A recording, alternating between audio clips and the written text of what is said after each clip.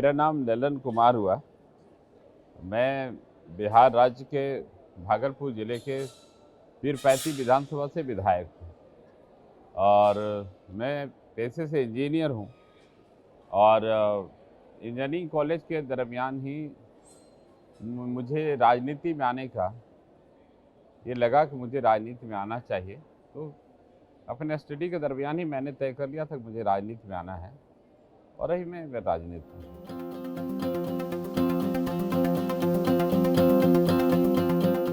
हमारा कॉन्स्टिट्यूंसी पीरपैंती है और बिहार और झारखंड के बॉर्डर पर अवस्थित है कॉन्स्टिट्यूंसी। वहाँ के मैक्सिमम लोग किसान हैं और आप कह सकते हैं बटाईदार किसान भी हैं, बटाईदार किसान हैं। और हमारे कॉन्स्टिट्यूंसी है, हमारे कॉन्स्टिट्यूंसी में काफ़ी पिछड़ापन है, लोग काफ़ी पलायन कर रहे हैं रोज़गार के लिए। तो हमारे कॉन्स्टिट्यूंसी में कोई फैक्ट्री नहीं है, रोज़गार का नहीं है, तो लोग काफ़ी पलायन किए हुए हैं महानगरों की ओर, वहाँ पलायन करके ये कर रहे हैं। और कुछ है हमारे तरफ, तो हमारे कॉन्स्टिट्यूंसी में ज़मीन है, काफ़ी उपजाऊ है, लेकिन जो उसको एक व्यवस्था होनी चाहिए वो नहीं है। हमारा मेरे कॉन्स्टिट्यूंसी का जो देरा बेल्ट है, काफ़ी क्राइम है, क्राइम बेल्ट है, वह हैं। हमारे कॉन्स्टिट्यूंसी कुछ पास जो है कि नक्सल बेल्ट भी है, वहाँ रेड अलर्ट में हमेशा रहते हैं। तो ये हमारे कॉन्स्टिट्यूंसी का है, आप ये कर सकते हैं। हमारे पास वहाँ के चैलेंजेस हैं कि मैंने चुनाव में भी कहा था कि लोगों को रोज़गार मिले अपने गांव में, अपने ज़िले में, अपने ब्लॉक में, वहाँ पर अच्छी हेल्थ फैसिलिटी हो, सड़कें अच्छी हो और लॉ एंड ऑर्डर हो लोगों को। महिलाओं के लिए वहाँ डिग्री कॉलेजेज नहीं थे, डिग्री कॉलेजेज हो। हमारे कॉन्स्टिट्यूंसी में एक भी डिग्री कॉलेज नहीं है, एक भी नहीं है, तो हमारा वो दूसरे कॉन्स्टिट्यूंसी में जाना पड़ता है। मैं लगातार जब से विधायक बना हूँ 2000 से लगातार सदन में, चाहे 0 आवर हो, चाहे तारांकित प्रश्न हो, चाहे गैर सरकारी संकल्प हो, या मुझे एजुकेशन बजट में भी कहीं बोलना होता है तो अपने कॉलेज में, डिग्री कॉलेज के लिए मैं बोलता हूँ। तो हमारी चैलेंजेस हैं वहाँ के। एक भी कोई शेड्यूल कास्ट, शेड्यूल ट्राइब के लिए आवासीय विद्यालय नहीं था, वो बन रहा है, लेकिन वो भी आप समझिए कि जो वहाँ शोषक टाइप के लोग हैं, जो नहीं चाहते कि वहाँ के गरीब, दलित, आदिवासी पढ़ाई करे, एजुकेशन ले, तो उन लोगों ने ऐसे जगह पर बना रहा है वो स्कूल को जो कि गंगा का जो है कटाव प्रभावित एरिया एक बार कट चुका है, अब मुहाने पर 200 मीटर की दूरी पर है, वो भी कट जाएगा। क्राइम एरिया है वहाँ पर न, तो वो भी आप कह सकते हैं कि बस खाना पूर्ति हो रही है। ये साल मेरे क्षेत्र का है।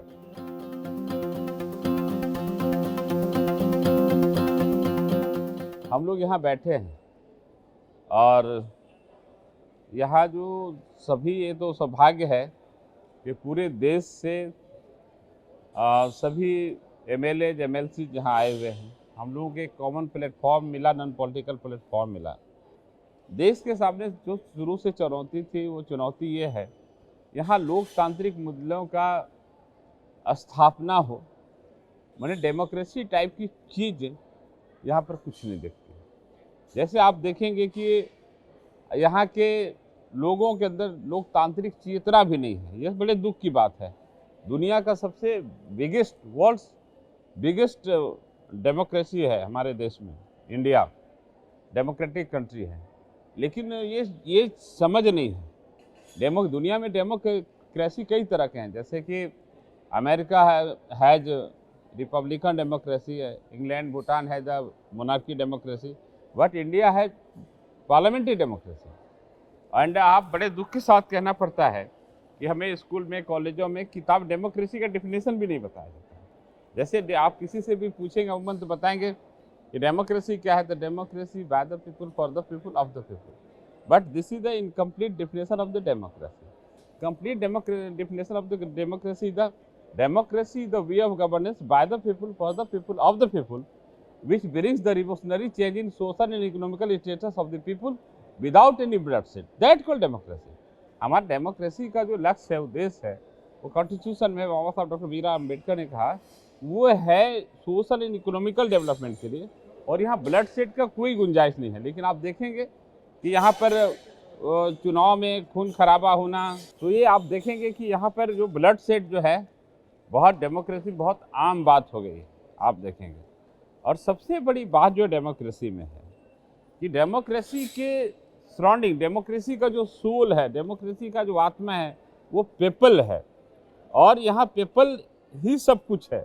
जितना भी डेमोक्रेटिक स्ट्रक्चर देख रहे हैं, जितनी भी आप संस्थाएं देख रहे हैं डेमोक्रेटिक, जितने भी गवर्नमेंटल ऑर्गेनाइजेशन देख रहे हैं, वो पीपल, कॉमन पीपल के डेवलपमेंट्स के लिए, उनके डेवलपमेंट्स भी क्या, उनके इकोनॉमिकल एंड सोशल अपलिफ्टमेंट के लिए, रिवोल्यूशनरी चेंज के लिए। लेकिन बड़ा दुख के साथ कहता है 7 दशक पार हो गए, आज स्थिति पहले से बद से बदतर हो गई है। आप जाने कि इस देश में डेमोक्रेटिक सिस्टम में, जो देश में, इस देश के रियल ऑनर, इस देश में मालिक कौन है भाई? जनता है। जनता मालिक है। और जनता हमें, जो हम लोग जो एमएलए हैं, एमएलए हैं, एमपी हैं, minister, chief minister, prime minister, president, सबको जनता हमें वोट देती है। और सिर्फ वोट ही नहीं देती, नोट भी देती है। यह जनता के टैक्सेस से देश चलता है। और आपको मालूम होगा कि दुनिया में, यहाँ भारत में 2 तरह के टैक्सेस हैं, एक डायरेक्ट, एक इनडायरेक्ट टैक्स। डायरेक्ट टैक्स में जो है कि आप इनकम टैक्स ले लीजिए, इनडायरेक्ट टैक्स जीएसटी। इस देश का कोई भिखारी भी है, अगर वो भीख मांगता है दिन भर कहीं चौराहे में, मंदिर मस्जिद से बाहर, वो भीख मांग के 200 रुपये भीख मांग के लाता है, वो अपनी ज़रूरत का कोई भी सामान खरीदता है, वो खाने का सामान खरीदता हो या अपने रहने का सामान खरीदता हो, कुछ भी परचेज करता हो, तो वो भी जीएसटी पे करता है। इवन आप आज़ादी से पहले नमक पर टैक्स नहीं था, लेकिन आज नमक पर भी टैक्सेस है। और आप समझिए कि देश का एक एक नागरिक, चाहे वो गरीब हो, अमीर हो, मजदूर हो, किसान हो, उद्योगपति हो, हर कोई जीएसटी के रूप में टैक्स पे कर रहा है। और वो टैक्स सरकार के खजाने में जाती है, और उसी सरकार के खजाने से मुझ जैसे तमाम MLA, MP, minister, chief minister, prime minister को सैलरी और भत्ता मिलता है। लेकिन बड़े दुख के साथ कहना चाहते हैं कि जो डेमोक्रेटिक सिस्टम में जो मालिक है, जो इस देश का ऑनर है, उनका रहन सहन बहुत बद से बदतर है।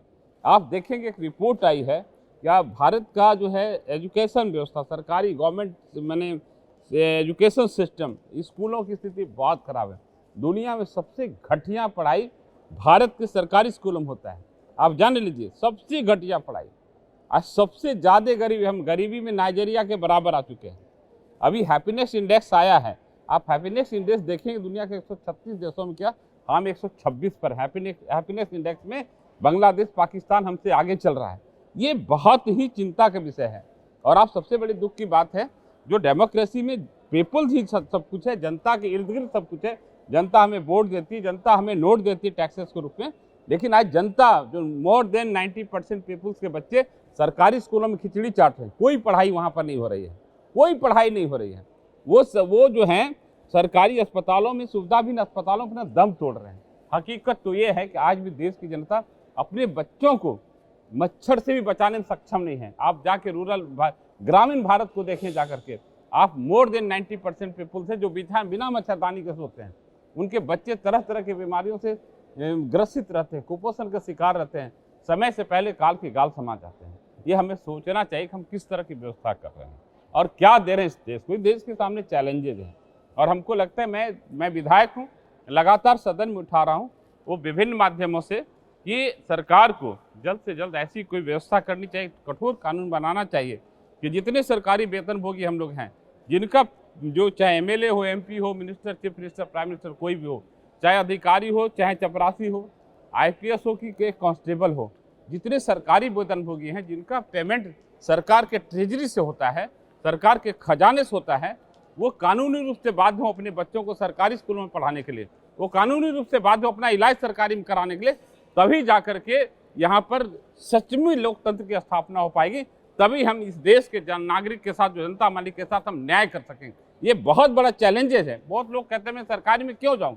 आप जो व्यवस्था, जिस व्यवस्था के लिए हम एमएलए, एमपी बने हैं, मिनिस्टर, चीफ मिनिस्टर बने हैं, जो हमने अपने संस्थान बनाए, जो हमारा एजुकेशनल इंस्टीट्यूशंस हैं, जो हमारा हेल्थ सेंटर्स हैं, और हम उसमें नहीं, हम उस सुविधा को नहीं भोगते हैं। हम अपने बच्चों को दूनी स्कूल में पढ़ाते हैं, अपने बच्चों को कॉन्वेंट में पढ़ाते हैं। लेकिन जिसके लिए हम विधायक बने हैं, जिस सांसद बने हैं, मंत्री बने हैं, मिनिस्टर बने हैं, और जिनके वेतन, जिनके पैसे से, गाड़ी कमाई से, सरकार के खजाने से हमें टैक्सेस मिलते हैं, टैक्सेस के पैसे से मुझे वेतन मिलता है, भत्ता मिलता है, सारी फैसिलिटी मिलती है, उनके बच्चे खिचड़ी चाटेंगे, उनके बच्चे गुणवत्ताहीन शिक्षा ग्रहण करेंगे, या देश कैसे आगे बढ़ेगा? हम कैसे कह सकते हैं देश में लोकतंत्र है? वो जो है सुविधाहीन सरकारी अस्पतालों में असमय दम तोड़ेंगे और हम उन्हीं के पैसे से, उन्हीं के रुतबे से अपना इलाज सुपर स्पेशलिटी अस्पतालों में कराएंगे।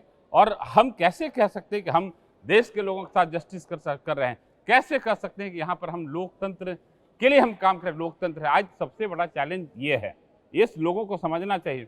आज जनता को अभी लोकतंत्र का इल्म मालूम नहीं है, लेकिन कल आने वाले समय में जब उनको पता चलेगा कि लोकतांत्रिक व्यवस्था मेरा हक था, अधिकार था। आप बगल के पड़ोसी देश भूटान, छोटा सा देश जाकर के देखें, भूटान में जो है सरकारी स्कूल नाम का कोई चीज नहीं है, सरकारी अस्पताल नाम का कोई चीज है। राजा से लेकर मिनिस्टर और MP MLA सबके बच्चे सरकारी स्कूल में पढ़ते हैं, सरकारी मैंने अस्पतालों में इलाज होता है। आप जाकर के देखें कितनी लॉ एंड ऑर्डर कितनी अच्छी है, जीरो क्राइम है, पूरे देश में एक जेल है, एक भी कैदी नहीं है। वहाँ जाके देखें, इतनी सिक्योरिटी है, लॉ एंड ऑर्डर सब कुछ है वहाँ पर। आज इतना गुणवत्तापूर्ण सबको शिक्षा मिल रही है। हैप्पीनेस इंडेक्स में तो सबसे ऊपर है, दुनिया के 10 खुशहाल देशों में से एक आता है। हमको पड़ोसी राष्ट्र से सीखना चाहिए जो कभी हम पर ही आश्रित था। ये चैलेंजेज हैं देश के सामने, इसको देखना चाहिए, इसको करना चाहिए और ये काम करने की ज़रूरत है इस पर। ये जो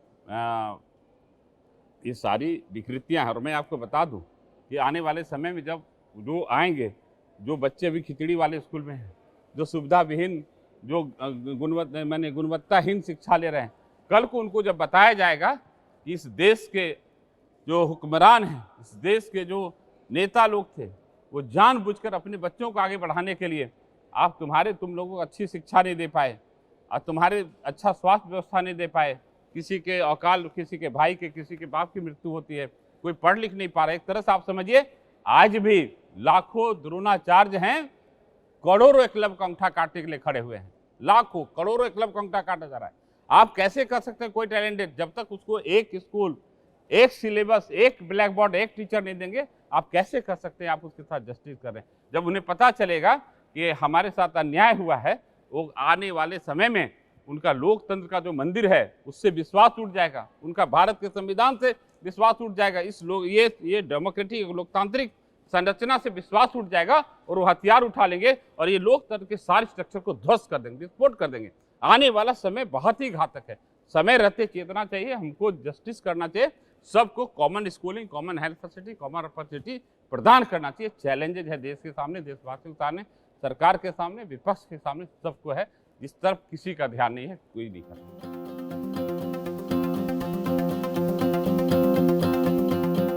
अब मैं यंगस्टर्स के लिए कहना चाहता हूँ, डियर यंगस्टर्स, आज जो इतना सुंदर देश देख रहे हो, आज दुनिया में जो सकारात्मक परिवर्तन हुए हैं, उसका अगर श्रेय किसी को जाता है, डेमोक्रेसी को जाता है।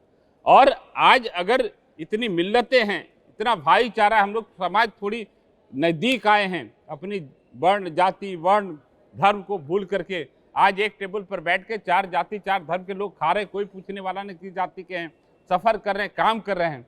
अगर ये आया है तो ये डेमोक्रेसी के बदौलत आया है, लोकतंत्र के बदौलत आया है। अगर हमको किसी को बचाना चाहिए, लोकतंत्र को बचाना चाहिए। लोकतंत्र ही हमारा उन्नति का मार्ग है और भारत का संविधान हमारा सुरक्षा कवच है। और लोकतंत्र खतरे में है, मैं ये दावे के साथ कहता हूं कि लोकतंत्र काफी खतरे में है। अगर बचाना चाहिए यंगस्टर को तो डेमोक्रेसी को बचाना चाहिए। और डेमोक्रेसी रहेगा तो हम सब रहेंगे, नहीं तो कोई नहीं रहेगा, जान जाइए, ये स्थिति है। और लोकतंत्र का जो मूल्य है, लोकतंत्र के जो डेफिनेशन है कि democracy the way of governance which brings the revolutionary change in social and economical status of the people without any bloodshed। तो हमको बिना खून खराबे के आम जनता की सामाजिक और आर्थिक उन्नति हो, क्रांतिकारी उन्नति हो, रिवोल्यूशनरी चेंज हो, इस पर काम करना। और यंगस्टर को आना चाहिए, लड़ना चाहिए, लड़ाई लड़नी चाहिए, कॉमन स्कूलिंग की लड़ाई लड़नी चाहिए, कॉमन हेल्थ फैसिलिटी की लड़ाई नहीं लड़नी चाहिए, कॉमन जस्टिस की लड़ाई लड़नी चाहिए, लॉ एंड ऑर्डर की लड़ाई लड़नी चाहिए, बाकी सब सॉल्व हो जाएगा।